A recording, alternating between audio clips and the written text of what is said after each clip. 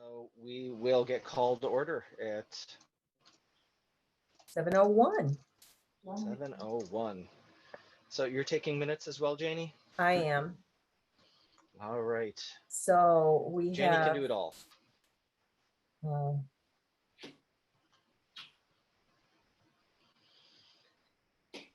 While Janie is doing that, do we have any additions or corrections to the agenda?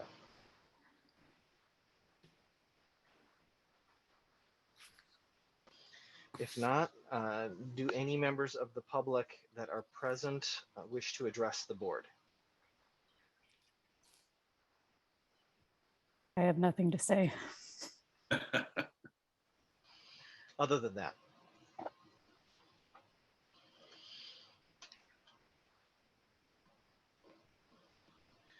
Okay, and Jillian wishes me to convey to everybody that the party for the Quasqui Centennial, which has been organized in large part by the library, will be kicking off at 5 p.m. this Saturday, the 25th, at Blair Park. So It's fabulous. there will be fireworks. So attend, but don't bring your dogs. Okay. On that note, we'll jump over to the meetings from last month on August the 17th. And I do have a quick one note on those, which was that I noticed that on bullet 4 that Bonnie had missed an E for the month of June, which is a small thing, but figured I'd mention. These are the minutes. Yeah. I think I had also attended this meeting, but I was virtual and I was not on the attendees list. Our August meeting was virtual too, wasn't it? Yeah. At least so, yep. Yeah.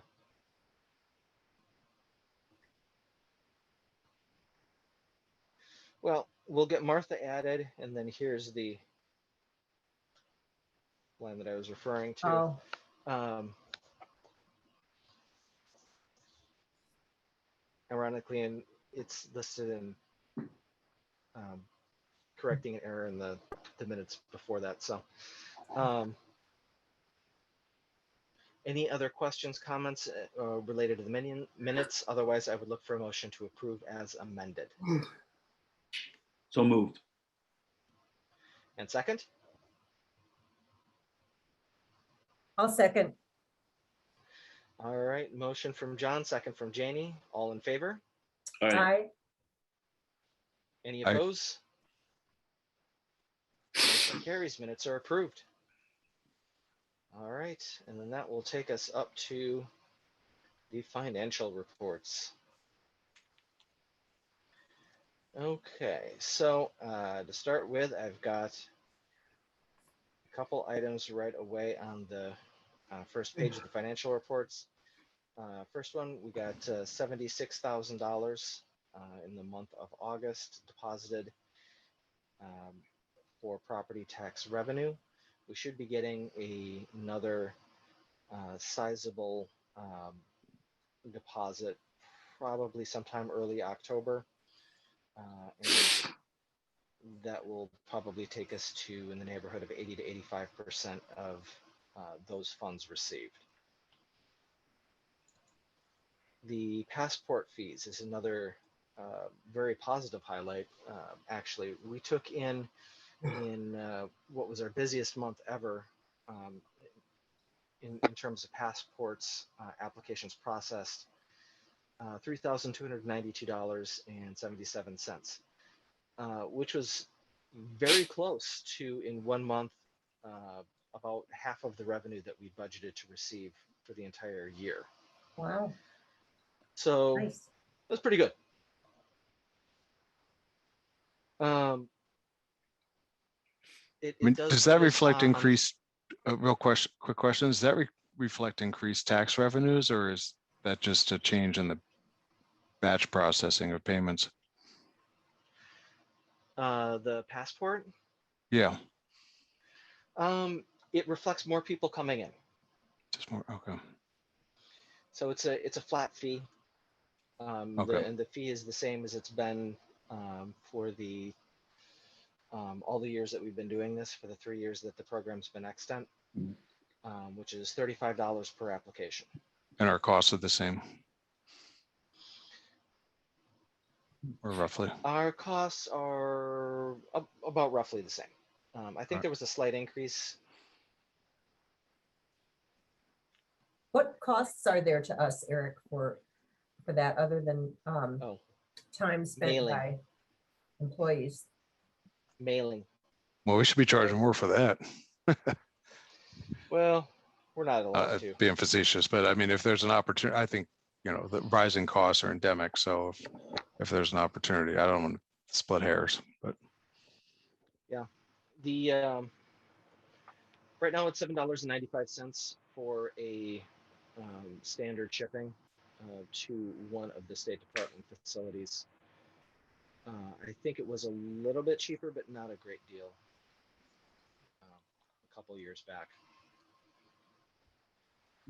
So that's where in terms of the passport fee revenue, that's why it always comes in at those weird decimal marks, because the factors in the money that is spent instead on the shipping. yeah, I don't want to belabor a small point, but it's just something worth keeping an eye on. I work in an industry that does a lot of direct mail, and our costs are skyrocketing. I mean, Postmaster Joy is systematically dismantling the USPS from my perspective, and the costs are only going to rise concurrently. Yep.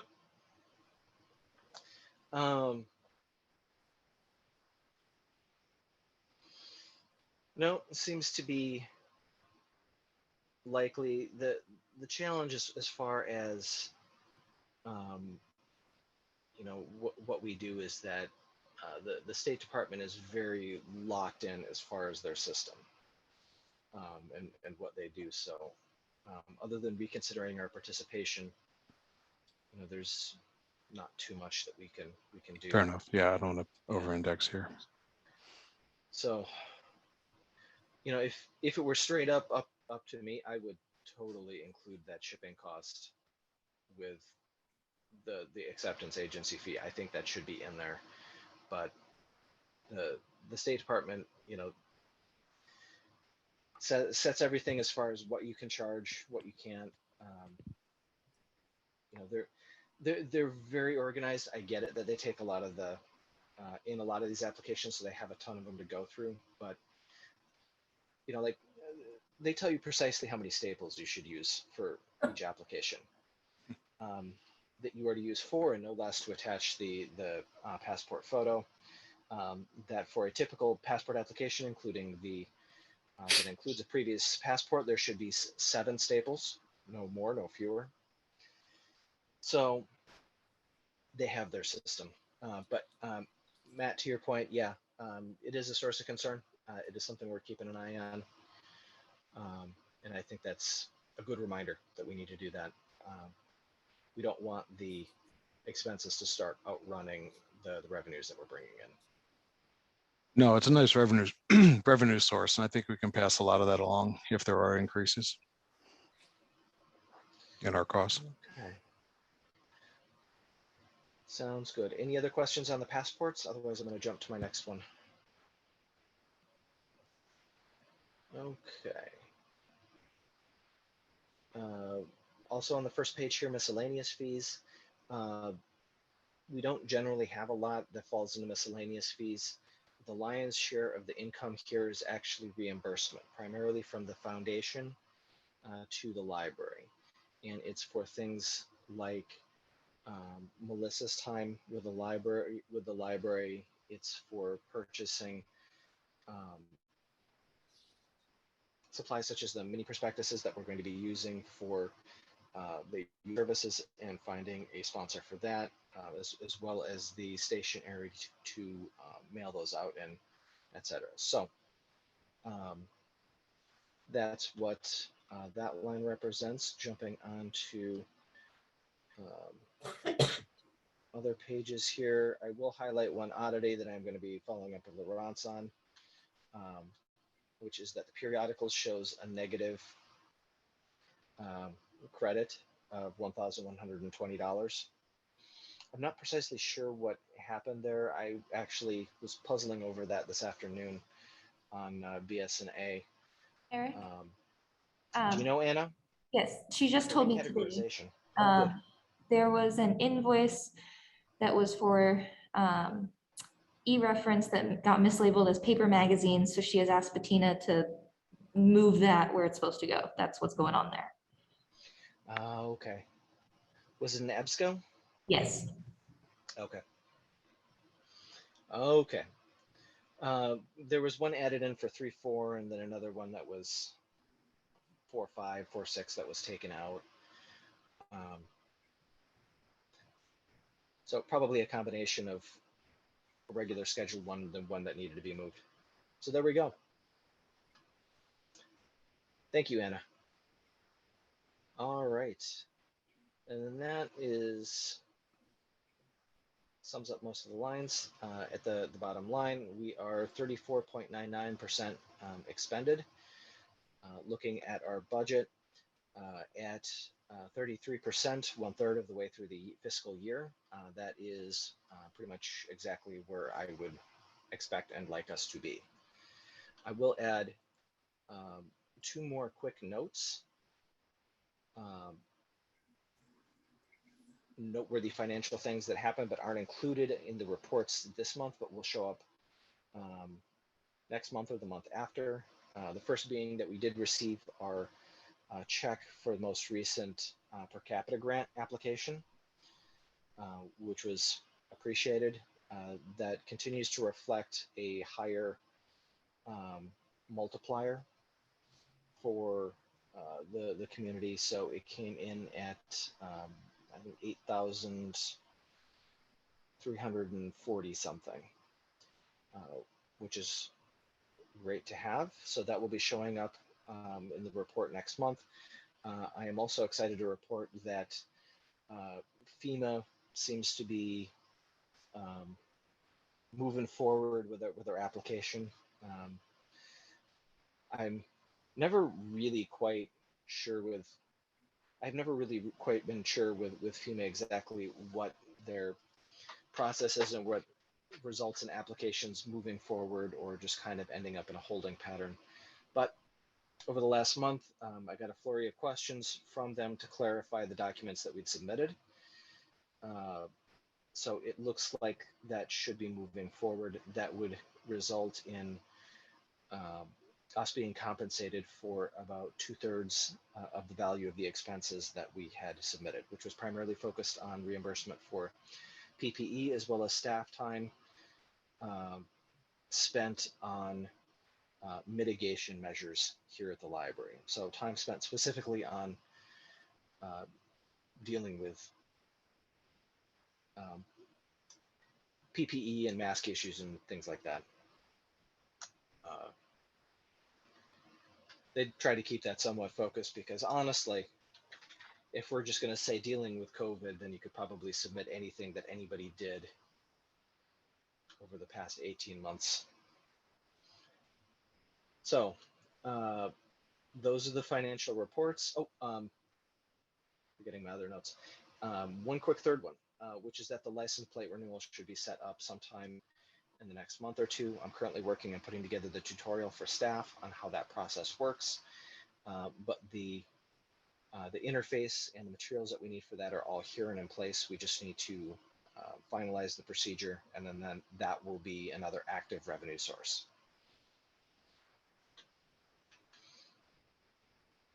So now I'm well and truly done with the financial reports. Are there any questions? Eric, I think your mic might be up. You think correctly. I had it down, but then I ran to the printer to grab something. I don't know. It's habit at this point, putting it up when I walk away. Was I sufficiently audible? Did everybody? Okay. Hear you Just much quiet. better Okay. now, but Got it. yeah, I can still hear you. Are there any questions on the financial reports?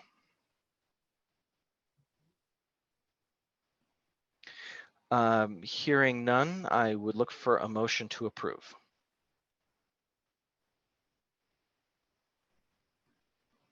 Motion to approve. Motion from Matt, and second. I'll second. Second from Janie. Roll call vote since we're dealing with cash. Trustee Jerch. Aye. Trustee Graziano.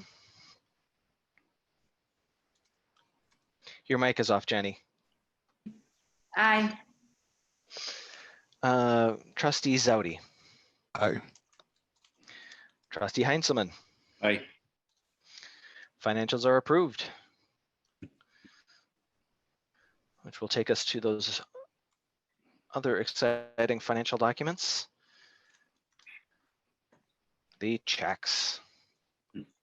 Okay. So I have a couple to call attention to on my list here, and then I will open things for questions on anything that anyone else might have questions related to. Top of the list, we have some interesting ones this month. Imperial Service Systems is a janitorial service. We had someone that had a accident at the library. They threw up on the carpet, so we had to have somebody come out on short notice to tackle that.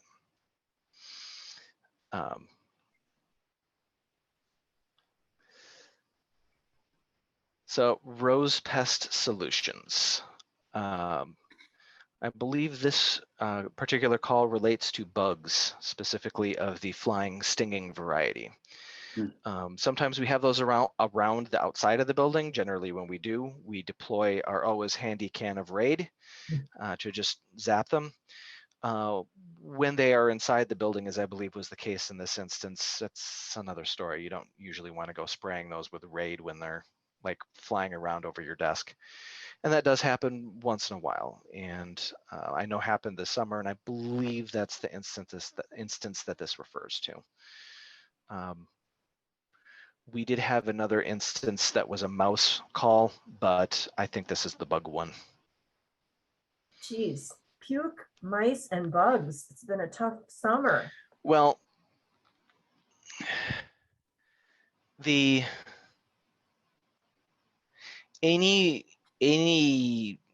public building of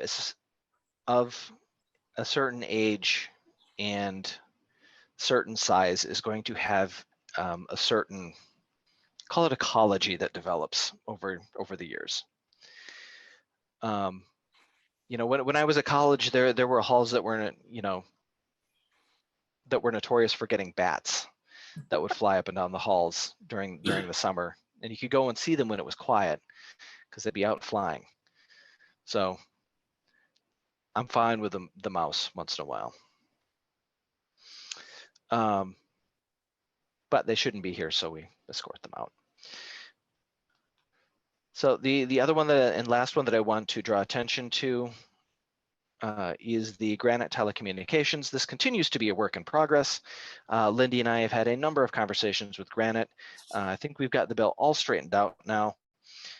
There is a $35 additional charge for some minor setup that's included in this particular bill, but next month we should see the bill back to where it should be now that all the setup and assorted fees are complete, which is about $380. So if that is not what we get, then Granite will be getting more conversations. Phone billing is exciting. So that is the highlights that I have to call attention to in the checks. Does anyone have any questions on anything in particular? If not, then I would look for a motion to approve. So moved. Is that John? Yeah. Motion from John. Do we have a second? Second. Second Thank from you. Matt. Another financial vote. So we will again do roll call. Trustee Jerch, Aye. Trustee Heintzelman, Aye. Trustee Zaute, Aye. Trustee Graziano. Aye. All right. Carries unanimously. Checks are approved. Okay, we have three. I almost forgot the committee reports. Since they weren't in my packet order there, we do have 3 committees that met over the past month since the last board meeting. In alphabetical order, the first of those is a Building and Grounds Committee.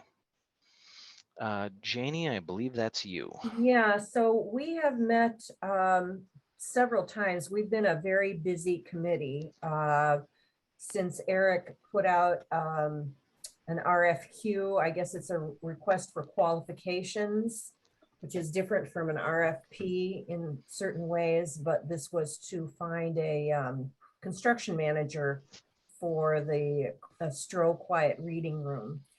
And so after that got out, we had 3 different companies that we met with on,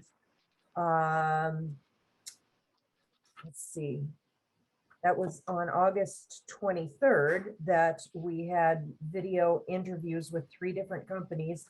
They were all very, very good. It was tough to make the decision, but we met again the morning of the 24th to chew through what our feelings were. And we finally, one of the things that was strange about this, that we all learned about, is that it's typical for these RFQs to give you an overview of what they will do, but not give you a price. And at first we were a little surprised by that, but we found out that that's standard for this sort of proposal.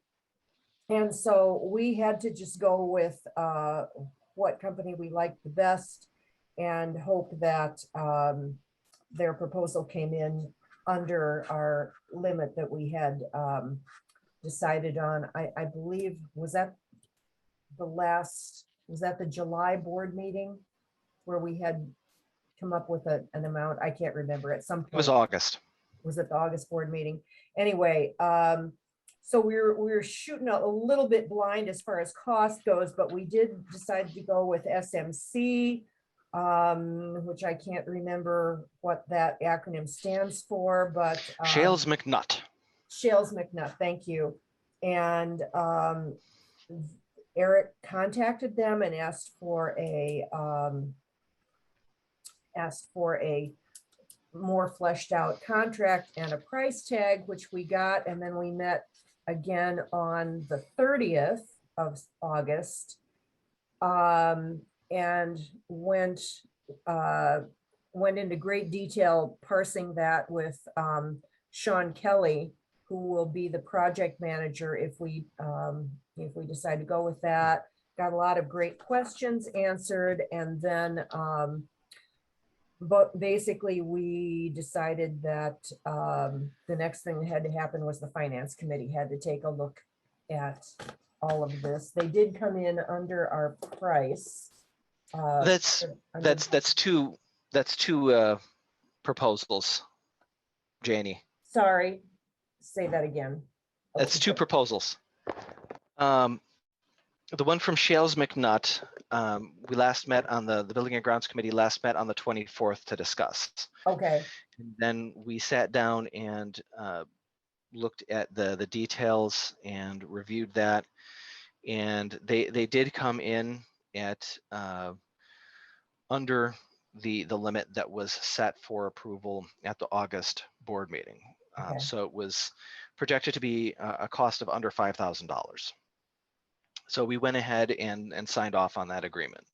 So we're set on that. And then on the 30th, that meeting was to meet with Sean Kelly of Engberg Anderson regarding the contract with Engberg for interior design. Okay, all right, I guess I somehow missed that. There's a lot of them.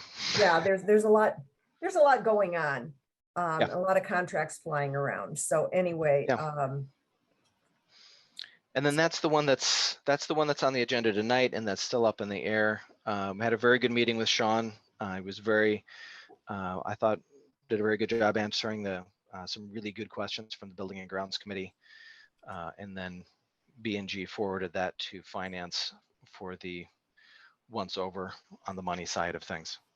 I will have to say that this is one time where many heads are better than one, because I think everybody involved on this committee came up with very different and very good questions to ask of those people who were answering them, and we all learned a lot. And I'm not saying we were exhaustive in asking every possible question, but certainly to our group satisfaction. So anyway, that's it. Okay. Oh, and I should also say that we're hoping, if we get this going, that we'll be under construction by early 2021. 22, Sorry, 2022. or 20, thank you. Sorry. Yeah, That'd be impressive. wouldn't it? Yeah. Yeah. We're gonna get this project going so hard that it will literally be done yesterday. Yeah, wow. I like it. Time Okay. travel. That does take us into the related meeting with the Finance Committee. It's John, I'm sorry. And we're without Bill, so Matt, you were the other attendee. Yeah, so the bulk of our committee meeting was to review the proposal from that vendor whose name conveniently escapes me right now. The hours that they were going to allocate, both for project administration as well as any feedback from the contractors, was of an area that we just wanted to assess to make sure it did not overlap with the responsibilities and payments due to the architect and others. And then from a financial standpoint, we were able to assess, not only given our relatively positive expense experience to date, but also coupled with some changes to staffing and the effects that will have as it carries through the balance of the year, that this was an expense of $8,000 that we could contemplate and approve within the existing budget, operating budget.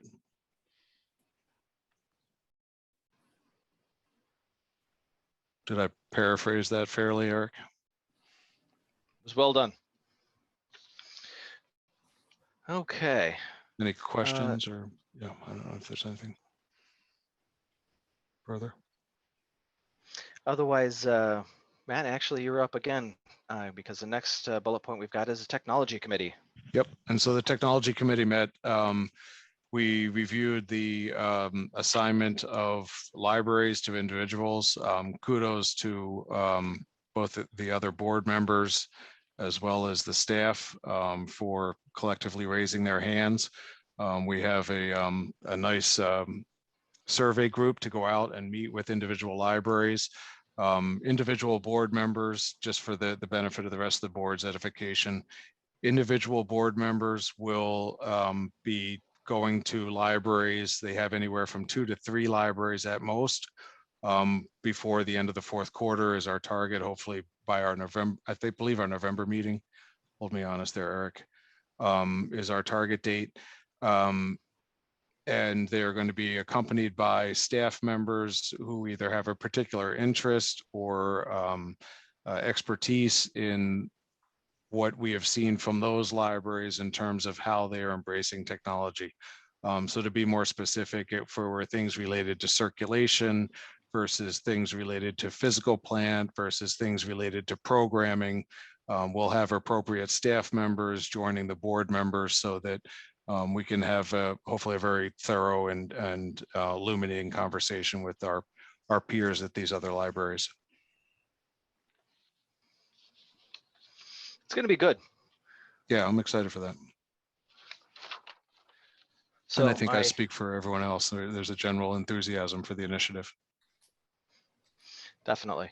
When do you think that'll be finalized? So like I said, I hold me honest there, Eric. I don't recall from the notes. I don't have them in front of me, but I think we were targeted the November meeting to have an update on our canvas. I don't have it in front of me either, but that sounds right. So Yeah, John, I think it was either November or end of fourth by the end of the year. Yeah, Yeah. I was referring to the assignments. Well, the assignments is finalized, but Oh, we're receptive to candidates if you want to raise your hand. Yeah.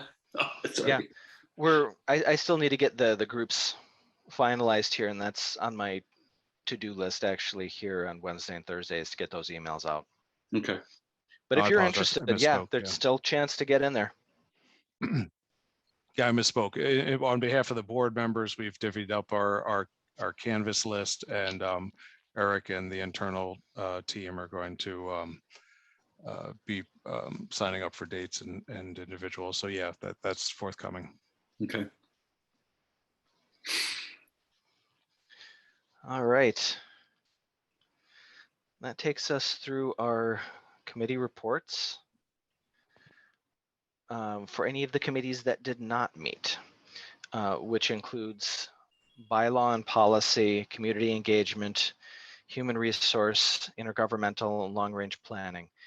Is there anything to add or report from any of those committees?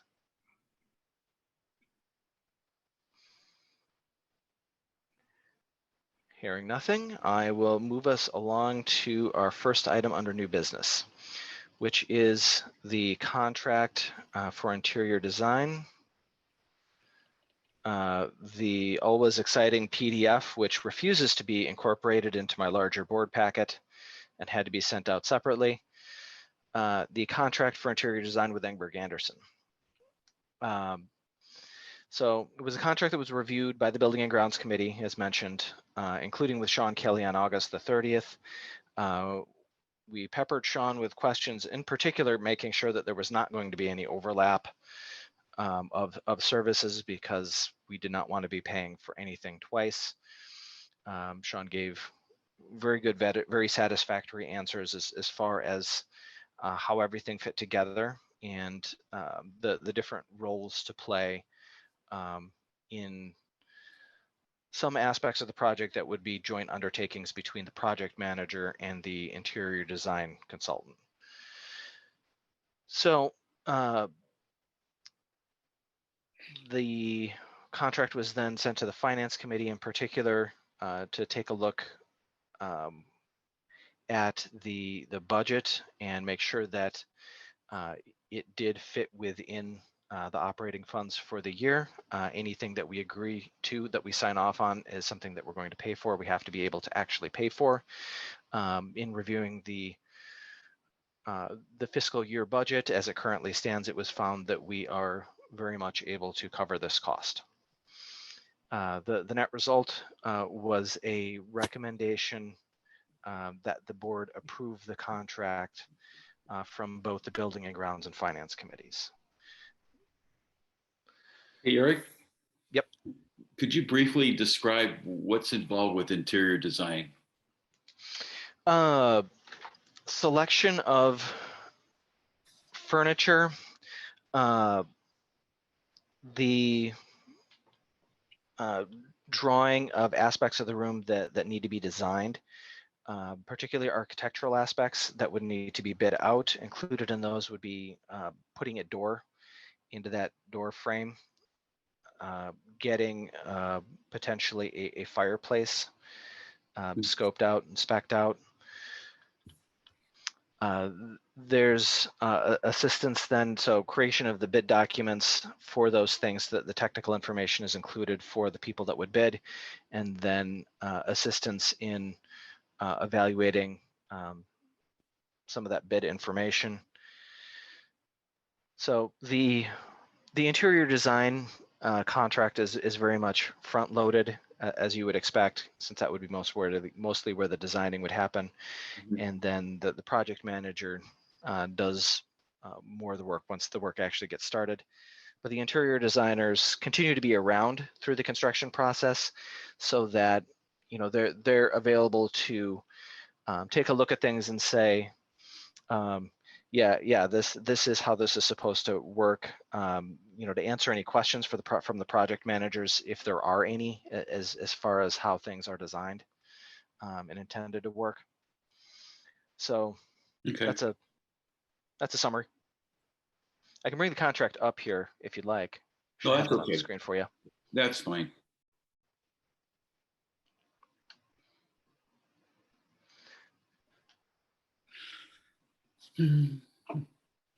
Any other questions, comments?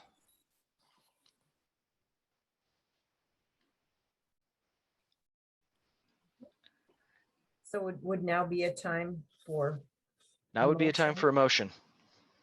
okay, well, I will so move that we approve Engberg Anderson's contract for the interior design of the Stroh Quiet Reading Room. Second. Motion from Janie, second from Matt. Another one involving cash, so we will do a roll call vote. Trustee Jerch. Aye. Trustee Graziano. Aye. Trustee Heintzelman. Aye. Trustee Zaute. Aye. All right. Contract is approved, Great. and I Okay. will get that signed and sent off to our friends at Engberg Anderson. I noticed that you had a couple of contracts that Kathy in particular has to sign. Is she? Yeah, those are the ones with SMC, with Shells McNutt. They turned up at my office with her listed as a signatory, which is fine. Either the board president or the library director is usually the one to sign things. But since she's the one on there, and since it doesn't seem to be, SMC's not waiting to get that in order to get things moving. So I figured I would wait until Friday when she gets back and Okay. have all the names lined I up was nice. wondering if any of that was time sensitive. And I noticed that one of No. them said something about owner of the property, and I thought, okay, that's probably you, Eric, as close as it would be. So I don't know. No, those are for Kathy. Oh, that would be So, her too. Who would Yeah, sign yeah, off on it? yeah. I didn't include you on that email. No, she's. I messaged her. She knows that they're there, and she's going to sign them on Friday. Okay, perfect. Thank you. Okay. So that takes us up to our next new business, which is library closings for calendar year 2022. So these would be the dates that we would be closed to the public in calendar year 2022. Each year, the library board reviews the dates that the library will be closed, just to ensure that we continue to be consistent with what other libraries and similar institutions are doing. Taking a look through, I found these dates to be pretty solid, that we weren't terribly outside the norm as far as what we had included or what we didn't. Eric, it seems to me, I remember having a discussion about this last year when we were looking at things like Columbus Day or whatever you want to call it now, and some weekends or some holidays like that. And is this what we had adopted last year? Yep. These are the dates that we had adopted last year. Okay. So I started with that as a template, and then took a look at those days to make sure, based off of survey response information that I have available to me, that these were still pretty commonly the ones selected by other area libraries. And then also took a look through to see if there were any other days that popped as being picked up as days for closure by a lot of other libraries. And I also remember discussing something about, was this the same issue? I may be conflating two issues in my memory, but giving employees time off of their own choosing to compensate for working these days that they used to have off. Am I? That was when we dropped two of the holiday dates that had been previously included. So which Columbus were Day and what was it? Maybe Martin Luther King Day or something. I don't know. Martin Luther King Day and President's Day. Right, there you go. There you go. Okay. And so Those that were ended up, those were the two. did that end up not being an issue? I mean, did that work out to have the comp time? Well, we added 2 additional personal days for the full-time staff. Okay, So that worked good. That worked fine. okay, great.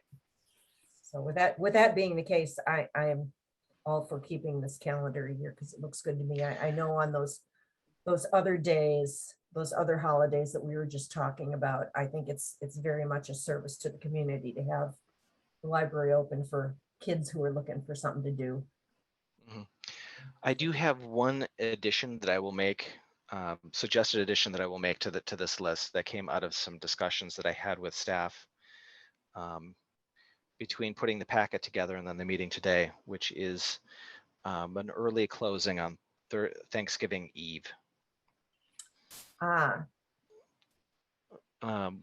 We tend to be incredibly quiet between 6 p.m. and 9 p.m. that evening before Thanksgiving. Yeah. I don't think there's a lot of value to be had there in keeping those particular hours. Well, do you want to add that to? So I would like to put that in as an amendment that we close early at 6 p.m. on Thanksgiving Eve. Thanksgiving Eve. If it's not a thing, now it is. I think that's perfect. Yeah. As a matter of fact, if you would like to close even earlier than that, I mean, I don't know how you feel about it, but I just remember teaching. It took us a long time to get the day before Thanksgiving as a holiday for teachers. So you want to amend the 6 to like 5 or 4? I could see doing that. I don't see Yeah. any reason not to, or, you know. What do you think, Eric? I think that sounds reasonable to me. Martha, Jillian, what do you think? I think that's reasonable.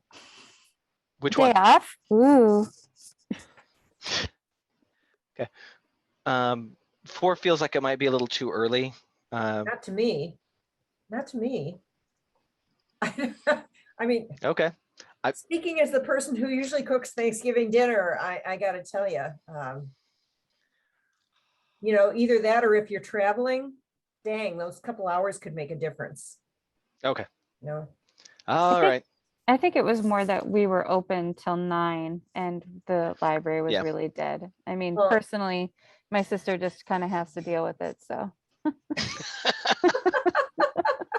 Well, totally up to you guys. You just say what time.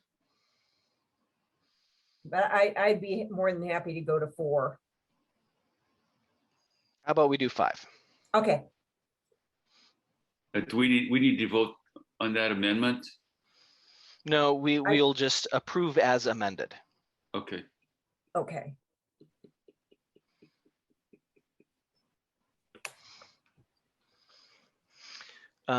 So unless we have any other questions, thoughts, suggestions, etc., regarding the closings list, I would look for a motion to approve as amended to include closing at 5 p.m. on Thanksgiving Eve. So moved. Second? Second. Second from Jenny. We don't need to do a roll call vote for this. So all in favor? Aye. Any opposed? Motion carries. Okay. Sorry, I missed who moved and seconded. John, John moved and Jenny seconded. Is that correct? yes, Or was it the other way around? that's No? correct. Okay. Okay, great, thank you. All right. And then that takes us up to our final item of new business, which is the board meeting dates for calendar year 2022. Again, there is a requirement built into the Illinois Public Library Act that the board approve each year its list of regular meeting dates. That does not mean that they cannot be moved. It does not mean that they cannot be canceled. It just means that there is a list of dates that are approved and then posted and made publicly available, and then you can move and cancel them all. I don't make the laws, but looking at the potential dates for next year, going through the list. The dates that are here are all the third Tuesday of the month, with one exception, which is December 13th, which is the second Tuesday. Otherwise, that would be December 20th. If we did it on the third Tuesday, and usually for November and December, we try to stay away from the holidays towards the ends of those months, because that can get to be a challenge for attendance. So any questions, comments on the list of proposed board meeting dates for calendar year 2022?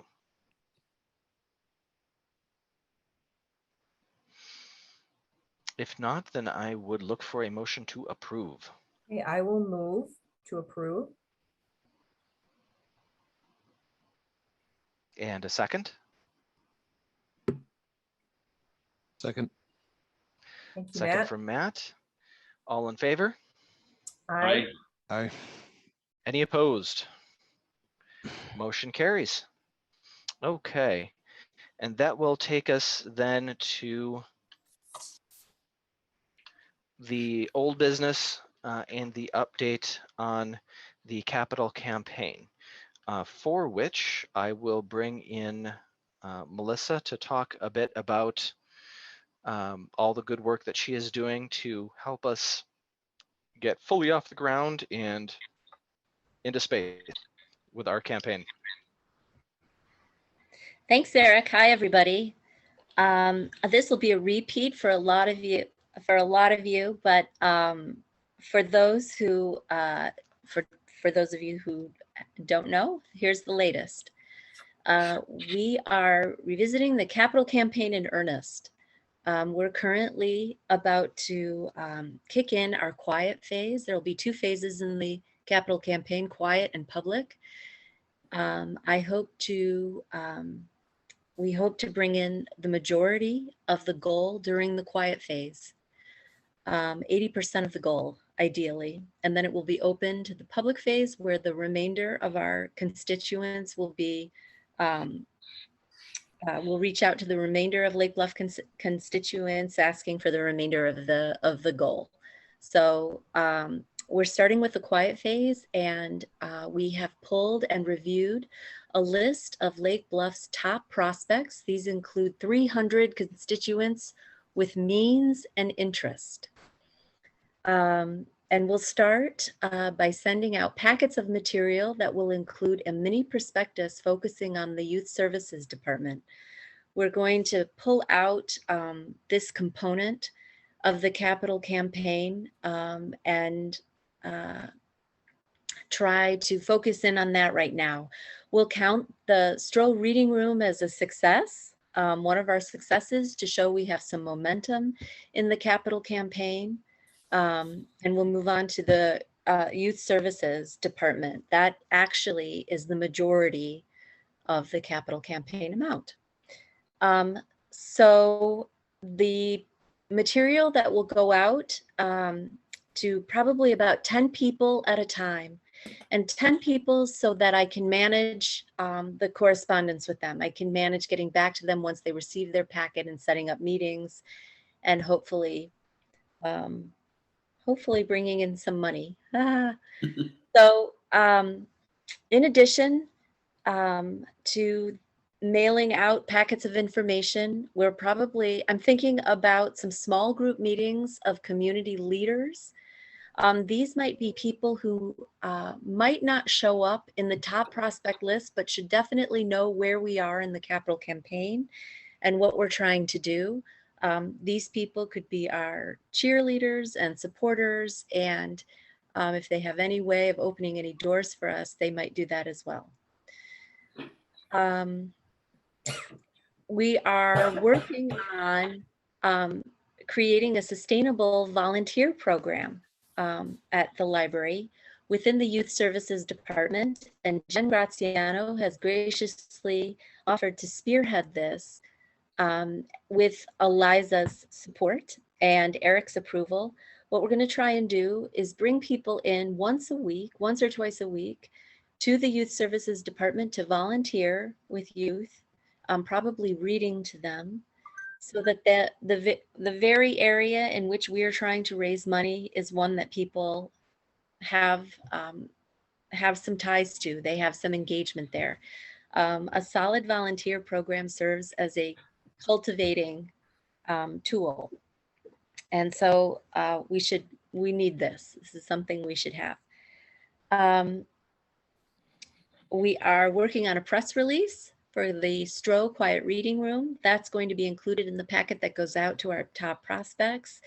And we're also going to include a testimonial summary from Eliza as the gatekeeper to the Youth Services Department and the person that works with those, with the patrons directly affected by what goes on in youth services.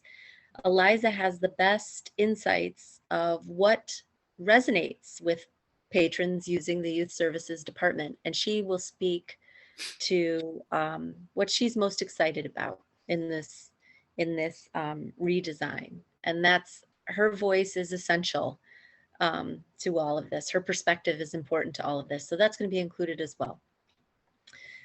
We're overhauling our webpage because we'll use that as a collateral material.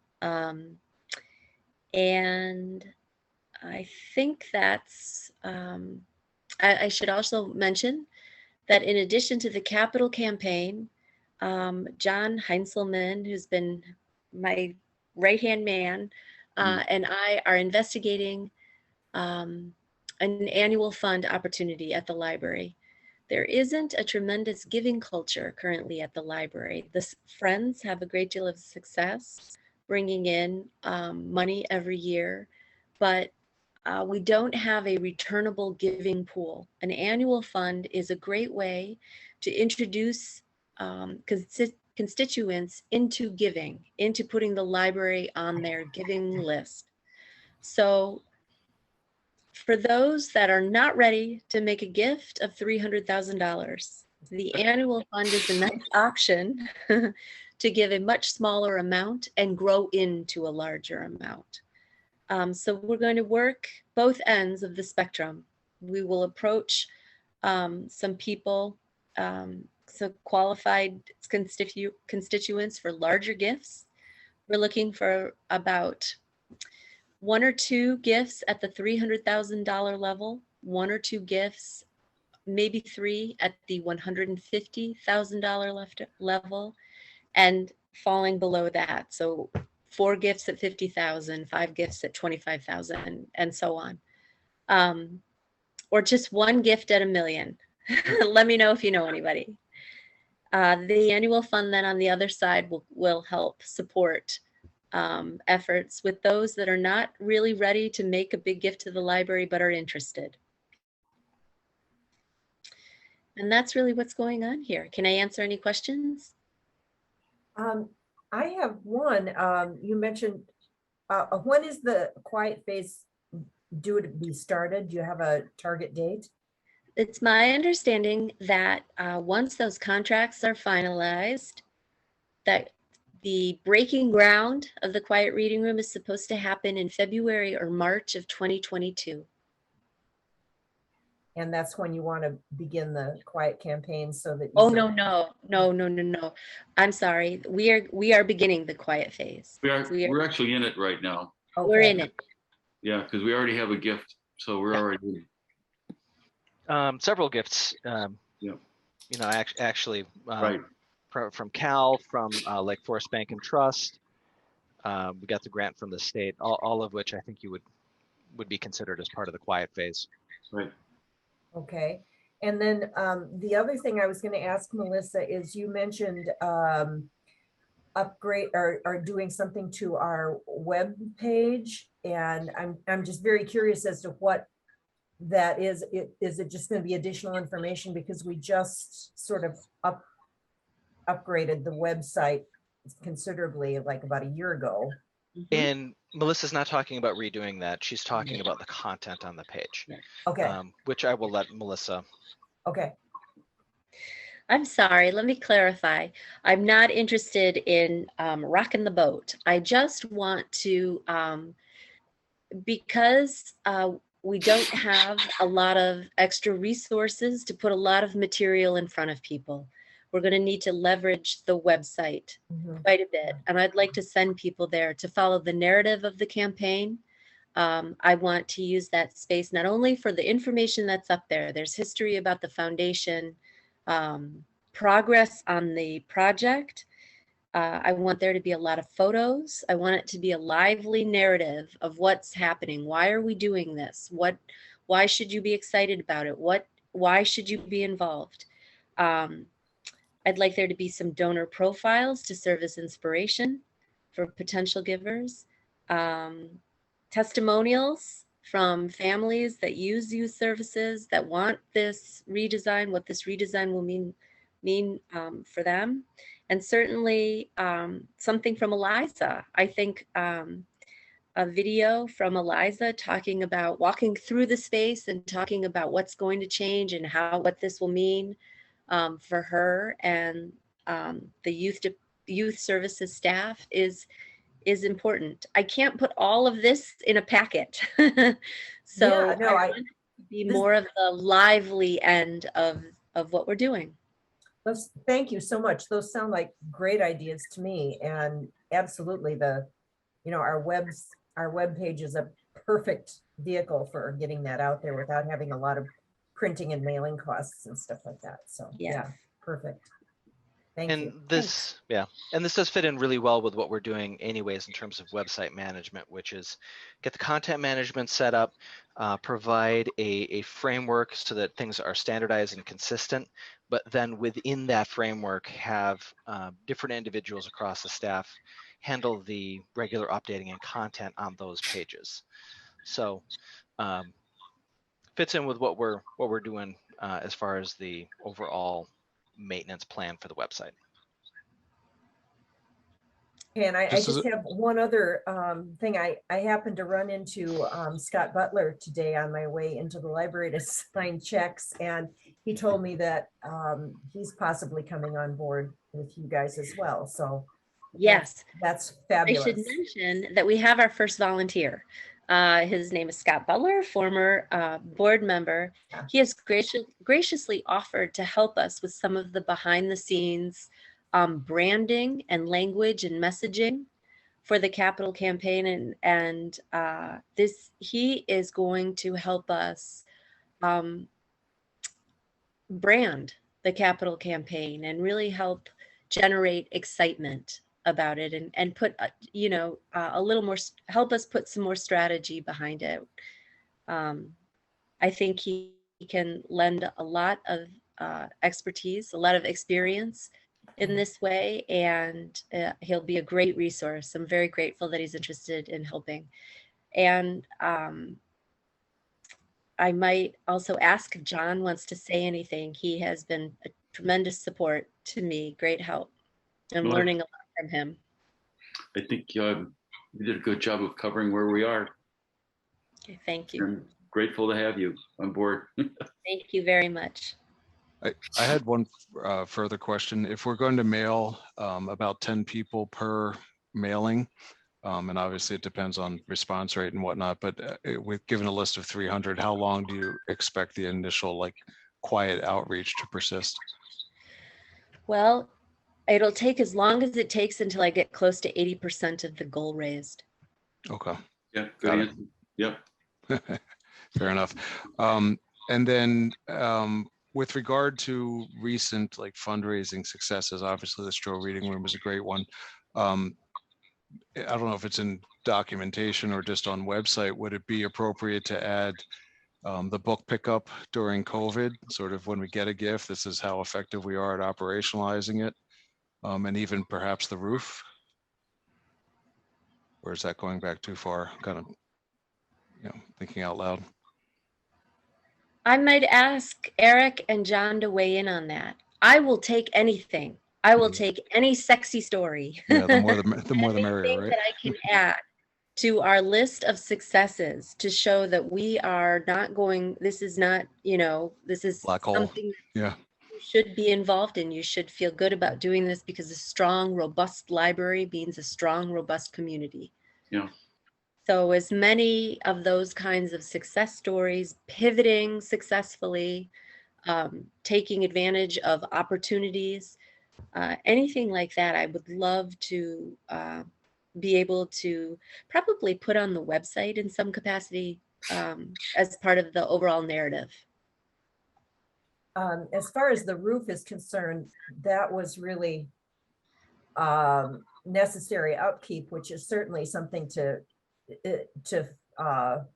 trumpet that we are doing what we need to do to keep the building in good shape. And we would like to go beyond just, maintenance of an aging building. I think it would be tricky to try and say that was part of our capital campaign, though. Oh, no.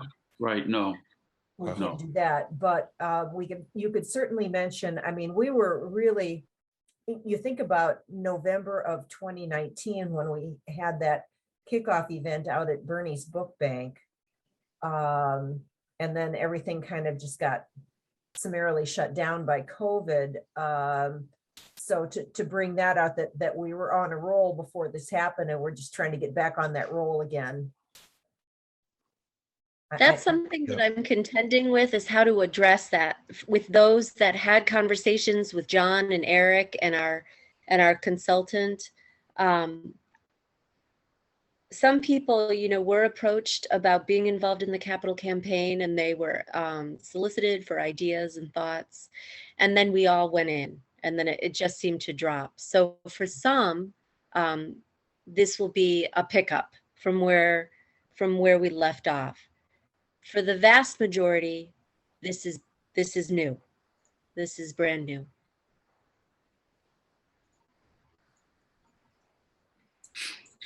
The only other thing I was going to add is, Anna, if we want to have a proxy metric here in terms of how effective the website update is, you can very easily track visits to that site, uniques over a month, just putting the URL into that behavior section on the left nav under site content. I'd love to keep track of that. Mm-hmm. Yeah, and Anna and I talked about some things like this. Okay.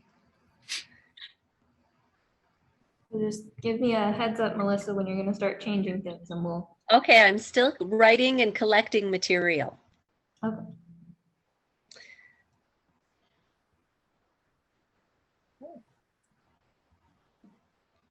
Okay. Thank you, Melissa. Thank you. So that will take us up to director's report. A couple quick items to highlight or add. One item to add would be an update on our second outdoor theater partnership of the summer, which happened over the last month, which was a showing of the movie Princess Bride. We had about 150 people that attended, according to Jillian, which is amazing.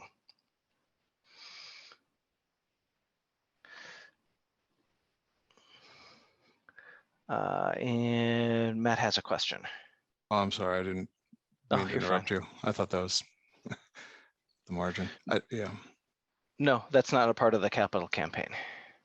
Okay, we can talk later. I didn't mean to interrupt you, my bad. No worries. And where and when was that, Eric? Here's that's the general donations page. This is the one that's the capital campaign page. Thank you. What was that, Janie? The outdoor theater event, August 20th. August 20th. Mhm. And it was done at the library or at the Park District, or? It was at the Gorton Community Center. They have a 3-night movie gotcha. series, and we Okay. sponsored their Friday night with Princess Bride.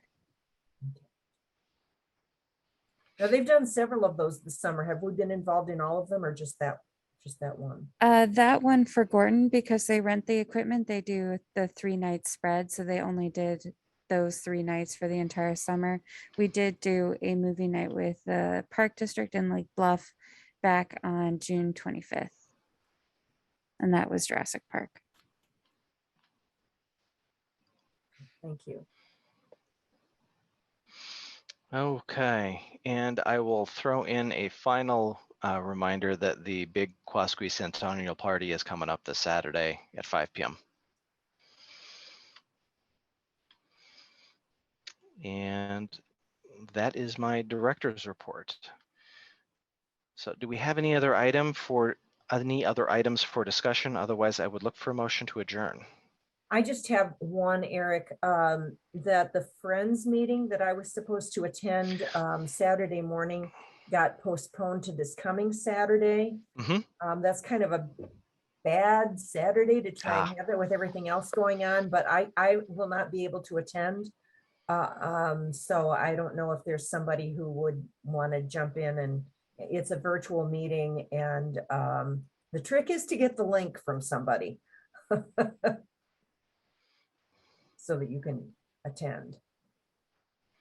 But you know, the idea this time, and maybe we could wait until the October Friends meeting when things have calmed down a little bit. But one of the things I was going to try and pitch on Saturday was the idea that they might want to consider helping with the furnishings for the Stroke Quiet reading room. And I don't know if you know, if this Saturday ends up being kind of a crazy meeting just because of the timing of it, maybe we should wait on that. Well, I know that Melissa is on their agenda for the October meeting, and that she has a pitch that she's going to make to them. Not exactly that, but along those lines. Basically, a pitch to contribute to and participate in the capital campaign, to get them involved and to limit confusion. You know, if multiple fundraising entities running around gathering funds for the library, which is on one hand, it's fantastic. On the other, it's confusing. You want people to know, nice and straightforward, you know, when there's a big campaign happening, here's what we're raising money for, here's what it's needed for. And that could get to be clouded a bit if we've got two organizations, you know, sending out their own messages at the same time. Yeah, that's a point well taken. So maybe we should just not try and pitch that. How do you feel about that, Eric and John, about specifically pitching the idea that they look at furnishings versus just letting Melissa handle it, and maybe they'll come to that conclusion on their own. Or Melissa, if you want to, you know, sort of say, we'd love to have some help with this capital project. This is one, you know, one opportunity that you could take. That was my plan, Janie. I plan to review this with Eric and John before I ask anything. Perfect. But I wanted my I'm joining the Friends in October for two purposes. One, to talk about the messaging that Eric alluded to. We need to clarify and just let people know what it is they're raising money for, and to acknowledge the capital campaign and what the capital campaign is raising money for, and to encourage people to find their place in the library and to give, maybe to one or the other or to both, but everybody should come away with a clear understanding of what each entity does. Then secondly, I want a gift. I would love for the friends to make a gift to the capital campaign. Not only for our success story and to help our momentum, but also to illustrate their support and to demonstrate that this is an organization-wide initiative. Yeah. All that's right on. Thanks. And part of their reason for being is to mull over what they want to give to, you know. I mean, they like specific options to, you know, fund. They do. And, you know, maybe if they started off with furnishings for the quiet reading room, that might morph into something similar as we get farther down the road with the youth services projects. So yeah, that's great. That's great. So that still leaves, does anybody want to jump in on attending the meeting this Saturday? Because I cannot, otherwise we'll just have no board representative there. I can't. We're going to the football game. John, Yeah. I'm going to be in Italy. Nah, nah, nah, nah. I'm happy to attend. Who's that? Jenny. Oh, Jenny. I can Okay, attend. thank you, Jenny.